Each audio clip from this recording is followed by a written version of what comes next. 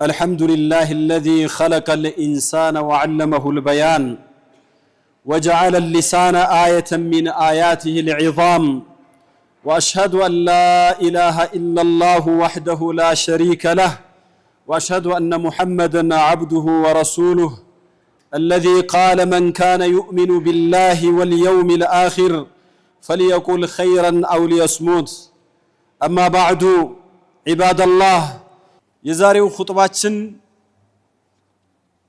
ነብያችን ሰለላሁ ዐለይሂ ወሰለም በሐዲሳቸው መየድመኑ ሊ ማ በይነ ለህየይሂ ወማ በይነ ሪጅለይሂ አድመኑ ለሁ الجنة وقال الفم والفرج ምን ብለዋል ነብያችን ሰለላሁ ዐለይሂ ወሰለም ሁለት ነገሮችን በአግባቡ ለመጠበቅ ቃል የሚገባልኝ ሰው እኔ ለርሱ ጀነትን ላሰጠው ዋስ ሆነዋለው ቃል ገባለታለው ይላሉ።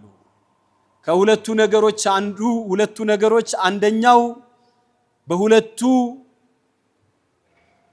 የአፎቹ የላይኛውና የታችኛው ክፍል መካከል ያለው ምላሱ አሉ።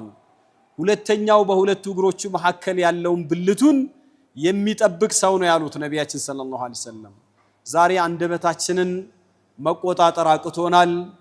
ከአዋቂ እስከ ልጁ፣ ከወንድ እስከ ሴቱ፣ ከሽማግሌ እስከ ወጣቱ፣ ከዓሊም እስከ ጃሂሉ ሁላችንም አንደበታችንን መቆጣጠር ተስኖን ምላሳችንን እንደፈለግን ለቀነዋል።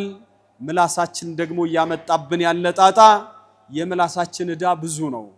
እንኳን እኛ አይደለንም የትናንትና ሰለፎች እና አቡበክር ሲዲቅ ረዲየላሁ ዐንሁ ምን ይሉ ነበር? አንዳንድ ጊዜ ምላሳቸውን ይዘው በቁጭት ምላሳቸውን አውጥተው ሲይዙ ምንድነው ያ አሚረል ሙእሚኒን ያ ሲዲቅ ያ ኸሊፈተ ረሱልላህ ብለው እነ ዑመር ሲጠይቋቸው ምላሳቸውን ይዘው هذا الذي أوردني الموارد እጥፋት ላይ የጣለኝ ብዙ ችግር ላይ የከተተኝ ያለው ምላሴ ነው፣ የምላሴ ነገር አሳስቦኝ ነው ይሉ ነበር አቡበክር ሲዲቅ ረዲየላሁ ዐንሁ። አሁን ያለንበት ዘመን መቼም ምላስ የበዛበት ሁሉም የሚናገርበት ሁሉም ወሬ የቻለበት ተናጋሪ የበዛበት ዘመን ላይ ነው ያለነው። ምላሱን ሰብስቦ እንደው ነገ አላህ ሱብሓነሁ ወተዓላ ፊት እጠየቃለሁ የሚል ሰው ምን ያህል ነው አላህ ሱብሓነሁ ወተዓላ ብቻ ነው የሚያውቀው። በአንድ ወቅት ላይ ነብያችን ሰለላሁ ዐለይሂ ወሰለም ሰዎችን በብዛት ጀነት የሚያስገባቸው ነገር ምንድነው ሲሏቸው ተቅዋና ሁስነል ኹሉቅ ነው አሉና ከዚያስ በብዛት ጀሃነም የሚያወርዷቸው ነገሮች ምንድናቸው ሲሏቸው አልፈሙ ወልፈርጅ ነው ያሉት። አንደበትና ብልት ነው። ብዙ ሰው ጀሃነም የሚገባው ወይ በምላሱ ነው ወይ በብልቱ ሳቢያ ነው ይላሉ። ይሄ እንግዲህ ነብያችን ሰለላሁ ዐለይሂ ወሰለም የነገሩን ነው።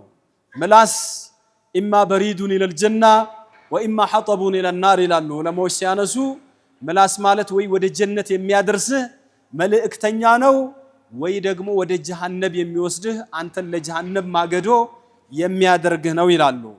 ምላስ አላህ ከሰጠን ጸጋዎች ውስጥ ትልቁና ዋነኛው ነው።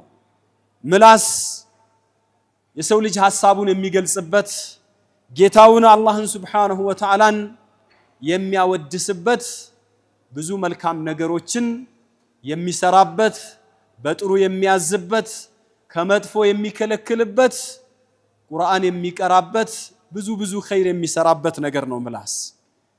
በተቃራኒው ደግሞ ምላስ የዚህን ያህል ጥቅም ያለው ሆኖ ሳለ ለብዙ ሰዎች ሐዲሱ ላይ እንዳነሳሁት የውድቀት ትልቅ መሳሪያ ነው።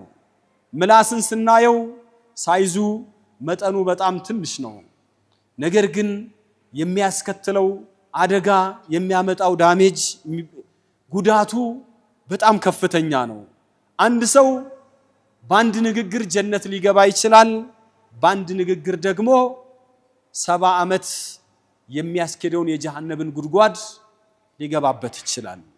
አላህ ስለ አንደበት ሲያነሳለን አንደበታችንን እንድንጠብቅ ሲያስጠነቅቀን ማ የልፊዙ ሚን ቀውሊን ኢላ ለደይሂ ረቂቡን ዓቲድ። የሰው ልጅ አንዲት ቃል ከአንደበቱ አትወጣም ኢላ ለደይሂ ረቂቡን ዓቲድ፣ ተቆጣጣሪ ቀራቢ የሆነ መልአክ ያንን የሚቀበል ያለ ቢሆን እንጂ።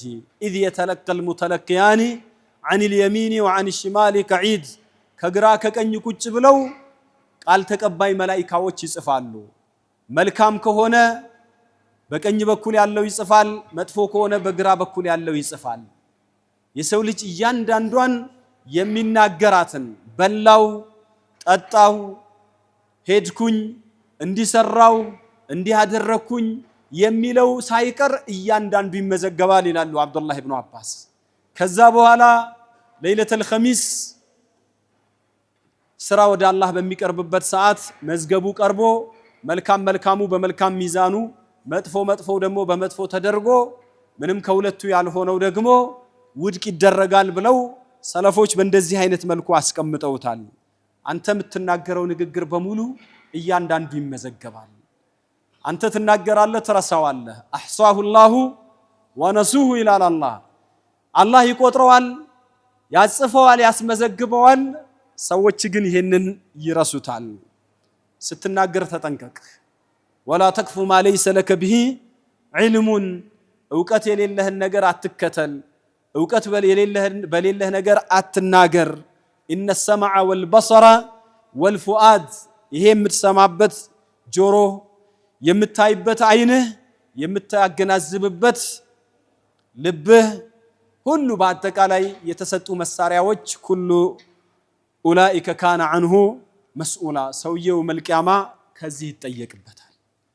በአንድ ወቅት ላይ ሙዓዝ ሲናገር ከነቢያችን ሰለላሁ ዐለይሂ ወሰለም ጋር መንገድ አብረን ወጥተን ነበር እና በወቅቱ ለነቢያችን ሰለላሁ ዐለይሂ ወሰለም በጣም ቅርብ ርቀት ላይ ነበርኩኝ፣ ከጎናቸው ነበርኩኝ እየሄድን። ምን አልኳቸው? ነቢያችንን ሰለላሁ ዐለይሂ ወሰለምን አንቱ የአላህ መልእክተኛ ሆይ እስኪ ጀነት የሚያስገባኝ ከእሳት የሚያርቀኝን ነገር ንገሩኝ ብዬ ጠየቅኳቸው። ያኔ ነቢይ ምን አሉ? በጣም ትልቅ ነገር ነው የጠየቅከው። አላህ ላገራለት ሰው በእርግጥ ቀላል ነው አሉ። አላህን ትገዛለህ፣ ወላ ቱሽሪኩ ቢሂ ሸይአን፣ በሱ ላይ ምንንም ማንንም አታጋራም። ሰላት ትሰግዳለህ፣ ዘካ ትሰጣለህ፣ ረመዳንን ትጾማለህ፣ ገንዘቡን አላህ ከሰጠ ደግሞ ሐጅ ታደርጋለህ አሉ። ከዚያ ምን አሉኝ? እንደው በኸይር ደጃፎች ላይ ላመላክትህ ወይ አሉኝ። ጾም ሰውን ከወንጀል የሚጠብቅ ጋሻ ነው፣ ከእሳት የሚታደገው መሳሪያ ነው፣ ጋሻ ነው አሉኝ። ሰደቃ ደግሞ ወንጀልን ይደመስሳል፣ ወንጀልን ያጠፋል፣ ልክ ውሃ እሳትን እንደሚያጠፋው።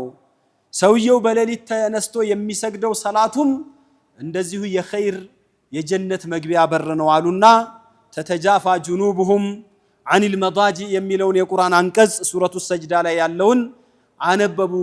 ምእመናኖች የሆኑ ሰዎች ጎኖቻቸው በሌሊት ሰዓት ከመኝታ ይርቃሉ፣ ጌታቸውን በመፍራት ጀነቱን በመከጀል ቅጣቱን በመፍራት ይማጸናሉ፣ ከሰጠናቸው ሲሳይ ይሰጣሉ። ነፍስ ለሷ የተደገሰላትን ከአይን ማረፊያ ምን እንደሆነ አታውቅም፣ በሰሩት ስራ አማካይነት የሚለውን የቁርአን አንቀጽ ቀሩ ይላል። ከዛ ምን አሉኝ አለ ነቢያችን ሰለላሁ ዐለይሂ ወሰለም፣ የነገሮችን ሁሉ መሰረት ራሱን ልንገርህ ወይ ምሰሶውንም ልንገርህ ወይ አሉኝ። ወዚርወቱ ሰናሚሂ ሻኛውንም ልንገርህ ወይ አሉኝ።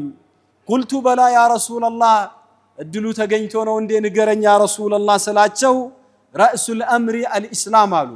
የሁሉ ነገር ራስ እስልምና ነው አሉ። እስልምና ልክ ከሌሎች ከአጠቃላይ ነገሮች አንጻር ሲታይ ሌላው ነገር እንደ አካል ሆኖ ኢስላም ራስ ነው ማለት ነው። ወይም ደግሞ ኢስላም የሁሉ ነገር መሰረት ነው። አንድ ሰው ኢስላምን ሲቀበል ሙስሊም ሲሆን ነው ሁሉ ነገር ፋይዳ የሚኖረው። የሁሉ ነገር መሰረቱ ኢስላም ነው አሉኝና የኢስላም ምሰሶ ደግሞ ሰላት ነው። ሻኛው ደግሞ ትልቁ በኢስላም ውስጥ ያለ ስራ ጂሃድ ፊ ሰቢልላህ ነው አሉና ከዚያ በኋላ ነቢ ምን አሉኝ? ዋናው ወሳኙ ላይ መተው አላ اخبرك بملاك ذلك كله የዚህ ሁሉ ማንቀሳቀሻ ቁልፉ ሞተሩ ምን እንደሆነ ልንገርህ ወይ አሉ።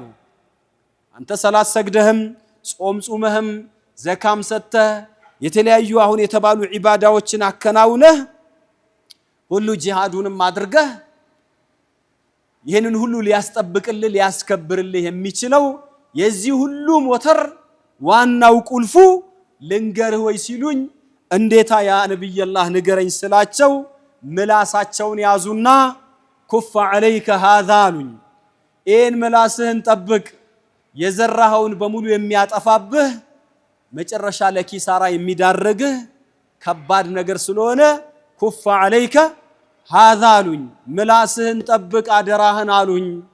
فقلت يا نبي الله وإنا لمؤاخذون بما نتكلم به በምንናገረው እንያዛለን ወይ ስላቸው አሉኝ አንተ ሙአዝ ሆይ ይሄ እንዴት ይጠፋሃል እናትህ ትጣህ አሉኝ አለ።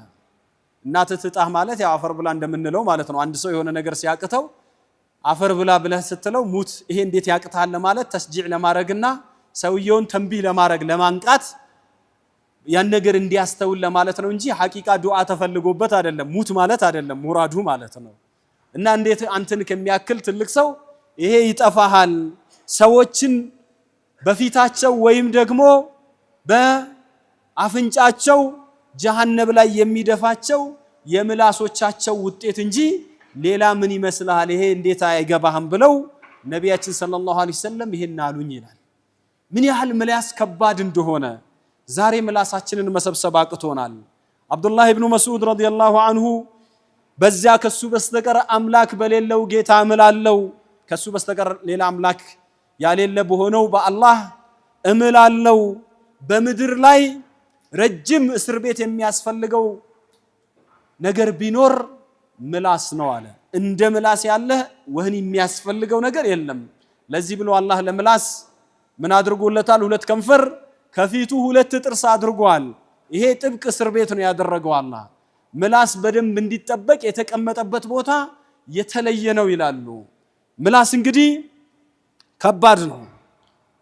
አንድ ሰው የማያስፈልገውን ወሬ የሚያበዛ ከሆነ ወሬ ማብዛት በራሱ የቀልብ ድርቀትን ነው የሚያመጣው። ነቢያችን ሰለላሁ ዐለይሂ ወሰለም አላህን ከማስታወስ ውጪ ባለ ነገር እባካችሁን ወሬ አታብዙ፣ ከዚክር ውጪ ወሬ ማብዛት ለልብ ድርቀትን ያወርሳል፣ ካላህ ደግሞ በጣም የራቀ ሰው ብሎ ማለት የደረቀ ቀልብ ያለው ልበ ደረቅ ሰው ነው ብለው ነቢያችን ተናግረዋል። ዑመር ወሬው የበዛ ሰው ይላሉ ስተቱ ይበዛል፣ ስተቱ የበዛ ሰው ደግሞ ወንጀሉ ይበዛል፣ ወንጀሉ የበዛ ሰው ደግሞ ጀሃነም ለሱ ተገቢው ናት ይላሉ። ሙሐመድ ብኑ አጅላን በ148 ዓመተ ሂጅራ አካባቢ የሞቱ ትልቅ ታቢዒ ነበሩ። ታቢዒ ከብዙ ሷሃባዎች ሐዲሶችን ያስተላለፉ ሲናገሩ እሳቸው ምን አሉ? ንግግር ፋይዳ ያለው ንግግር አራት ነው ይላሉ።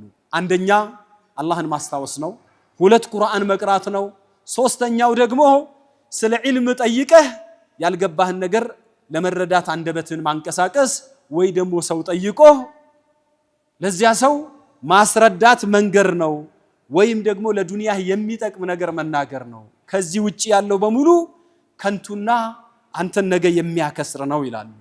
ንግግር ሁልጊዜ ዝም ብለህ የምትናገረው አይደለም። ዝምታም ሁሌ አይወደድም፣ ንግግርም ሁሌ የሚወደድ ነገር አይደለም።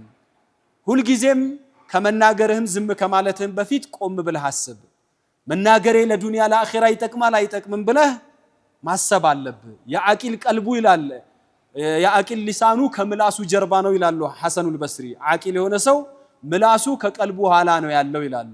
ዓቂል ያልሆነ ሰው ደግሞ ምላሱ ከቀልቡ በፊት ነው ያለው ብለው ያነሳሉና አገናዝበህ ነው ዝም ስትልም ይጠቅማል አይጠቅምም የሚል ማለት ነው። ነቢያችን ሰለላሁ ዐለይሂ ወሰለም በአላህና በመጨረሻው ቀን ያመነ ሰው መልካምን ይናገር ወይ ዝም ይበል ያሉት አስበህ እንድትናገር ነው። ምክንያቱም ምላስ የቀልብህ ነጸብራቅ ነው። ቀልብ ውስጥ ያለውን ነገር የሚገልጽ ነው። ቀልብህን ደግሞ ማስተካከል፣ ምላስን ማስተካከል ነቢያችን አደራ ያሉበት ነው። አንድ ወቅት ላይ ምን አሉ? የአንድ ሰው ኢማን ጤናማ አይሆንም ቀልቡ እስካልተስተካከለ ድረስ፣ ቀልቡ ደግሞ አይስተካከልም ምላሱ እስካልተስተካከለ ድረስ ይላሉ። ስለዚህ ምላሳችንን ቆም ብለን እናስብ። የሰው ልጅ ሲያነጋ አሉ ነቢያችን ሰለላሁ ዐለይሂ ወሰለም ሰውነቶች በሙሉ የሰውነት ክፍሎች ቱከፊሩ ሊሳን ለምላስ ታዛዥ ይሆናሉ፣ ለምላስ መሪነትን ይሰጣሉ፣ ወይም ደግሞ ምላስን ያስተባብሉታል። አንተ የአላህን ጸጋ አትካድ አደራ ይሉታል። ኢተቂላህ ፊና በእኛ ጉዳይ አደራህን፣ እኛ በአንተ ሳቢያ ነው፣ አንተ ከተስተካከልክ እንስተካከላለን፣ አንተ ከጠመምክ እንጠማለን፣ አደራ አደራ ብለው ለምላስ አደራ ይሰጣሉ ይላሉ። እዚህ ቦታ ላይ ምላስ እንግዲህ ወንጀሉ በምላስ የሚሰራው ማዕሲያ በሌሎች የሰውነት ክፍሎች ከሚሰራው ማዕሲያ የበዛ ነው። የምላስ ጣጣን ስናይ በምላስ የሚሰራው ማዕሲያ ብዛት ስናይ እጅግ የበዛ ነው። ሰዎች የሽርክ ንግግር የኩፍር ንግግር የሚናገሩት በምላሳቸው ነው። ኩፍርና ሽርክ ደግሞ የወንጀሎች ሁሉ ቁንጮ ናቸው። በአላህ ላይ ውሸትን የማያውቁትን ሰዎች የሚዘላብዱት በምላሳቸው ነው። ይሄ ደግሞ የሽርክ አቻ ነገር ነው። የሐሰት ምስክርነት የሚሰጡት የሽርክ አቻ ተብሎ የተቀመጠው በምላስ ነው የሚፈጸመው። ሰዎች ጥንቁልና የሚሰሩት ሲህር ድግምት ከሚሰሩባቸው መሳሪያዎች ዋናው አንደበታቸው ነው። ሰውን የሚያነውርበት፣ የሚረግምበት፣ የሚሰድብበት፣ የሚተችበት በምላሱ ነው። ሰው ውሸት የሚናገረው በምላሱ ነው። ሐሜት የሚያማው በምላሱ ነው። ነገር የሚያዋስደው በምላሱ ነው። አሉባልታ የሚያወራው በምላሱ ነው። የውሸት መሐላ ሲምል የሚውለው ነጋዴ ሁሉ በምላሱ ነው። የምላስ ጣጣው በምላስ የሚሰራው ወንጀል ብዙ ነው። ወንድሞቼ እህቶቼ፣ ዛሬ በየቦታው በተለያዩ ሰዎች የሚቀመጡባቸው ስፍራዎች ላይ ቤቶቻችንን ጨምሮ በየካፌው፣ በየቢሮው፣ በየአደባባዩ በተለያዩ ስፍራ ሰዎችን አንደበታቸውን ለሐሜት፣ አንደበታቸውን ነገር ለማዋሰድ፣ አንደበታቸውን ላሉባልታ ንግግር ክፍት አድርጎ እንመለከታለን። የወንዶች አላህን የሚፈሩ የጀግኖች መጅሊስ ግን መሆን ያለበት ሁልጊዜም አላህን የማስታወስ የዒልም እንደዚሁም ደግሞ ገንቢ የሆኑ ሐሳቦች የሚንሸራሸሩበት መድረክ መጅሊስ ነው መሆን ያለበት።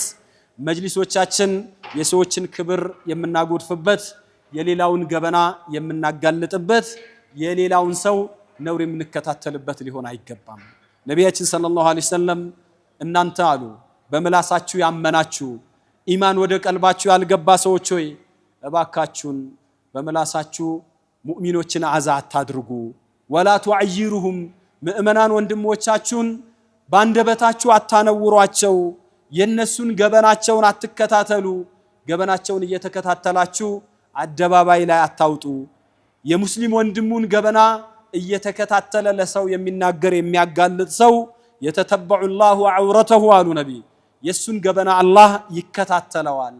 አላህ የሱን ገበና የተከታተለውን ሰው አላህ ሱብሓነሁ ወተዓላ ያን ገበናውን ወንጀሉን የሰራው ጓዳ ውስጥ ሆኖ ቢሆን እንኳን አላህ ከተደበቀበት ቦታ አደባባይ ያወጣበታል ይላሉ። ስለዚህ በተቻለ መጠን ጤናማ ሙስሊም የሆነ ሰው ያው ነቢ እንደተናገሩት አልሙስሊሙ መን ሰሊመ አልሙስሊሙነ ሚን ሊሳኒሂ ወየዲሂ ብለዋል። ጤናማ ሙስሊም ሙስሊሞች ከአንደበቱና ከእጁ ሰላም ያገኙለት ነው ብለዋል። ስለዚህ ሐሰናቶቻችንን የሚያጠፉብን እንደዚሁ ወደ መጥፎ ነገር የሚከቱን መጅሊሶች ላይ ባለመቀመጥ ከእንደዛ አይነት ስፍራ ራሳችንን በማራቅ መጃሊሶቻችንን የምንገናኝባቸውን ስፍራዎችን የገፍላ ሳይሆን አላህን ሱብሓነሁ ወተዓላን የምናወሳባቸው ልናደርግ ይገባል። አንደበቶቻችን ሁልጊዜም አላህን በማስታወስ የረጠቡ እንዲሆን፣ ቤቶቻችን በመልካም ንግግሮች ያማሩ የደመቁ እንዲሆኑ ጥረት ማድረግ አለብን። አንደበታችንን ሁሌም እንጠብቅ፣ ንግግሮቻችንን መዝነን እንናገር። አንድ ሰው ንግግርን ከመናገሩ በፊት ንግግሩ በሱ ቁጥጥር ስር ነው ያለው። ካንደበቱ ካወጣው በኋላ ግን ንግግሩ እሱን ይቆጣጠረዋል። ለዛ ለተሳሳተው ንግግር ደግሞ 30 ጊዜ እየተነሳ ይቅርታ የሚጠይቅበት ሰዎች ዘንድም ክብሩን የሚያጣበት አላስፈላጊ ነገር ላይ ሊጥለው ስለሚችል ቆም ብለን ስለ ንግግራችን ስለ አንደበታችን በደንብ እናስብ የሚል ነው የዛሬው መልእክታችን። አላህ ሱብሓነሁ ወተዓላ አንደበታቸውን ከሚጠብቁ አስበው ከሚናገሩ ነገ አላህ ፊት እንጠየቅበታለን ከሚሉ ሐሰናቶቻችንን ይበላብናል ነገ የውመል ቂያማ የሰራነውን ስራ በሙሉ ለሌሎች ሰዎች ያስወስድብናል በሌሎች ሰዎች ብሎ ከሚፈሩ ሰዎች አላህ ያድርገን። አላ ሰሉ ወሰሊሙ ዐለል በሺር ነዚር ወሲራጅ ልሙኒር ከማ አመረኩም ረቡኩም ፊ ኪታቢሂል ሙቢን ሐይሱ የቁል ኢነላሃ ወመላኢከተሁ ይሰሉነ ዐለን ነቢይ ያ አዩሀለዚነ አመኑ ሰሉ ዐለይሂ ወሰሊሙ ተስሊማ اللهم صل على محمد وعلى آل محمد كما صليت على إبراهيم وعلى آل إبراهيم إنك حميد مجيد وبارك على محمد وعلى آل محمد كما باركت على إبراهيم وعلى آل إبراهيم إنك حميد مجيد وارض اللهم عن الخلفاء الأربعة أبي بكر وعمر وعثمان وعلي ذوي العدل والوفاء وعن بقية الصحابة أجمعين وأنا معهم بمنك وكرمك يا أكرم الأكرمين اللهم اجعل نطقنا ذكرا وصمتنا فكرا ونظرنا عبرا اللهم طهر ألسنتنا من الكذب والغيبة والنميمة اللهم أرنا الحق حقه وارزقنا اتباعه وأرنا الباطل باطله وارزقنا اجتنابه سبحان ربك رب العزة عما يصفون وسلام على المرسلين والحمد لله رب العالمين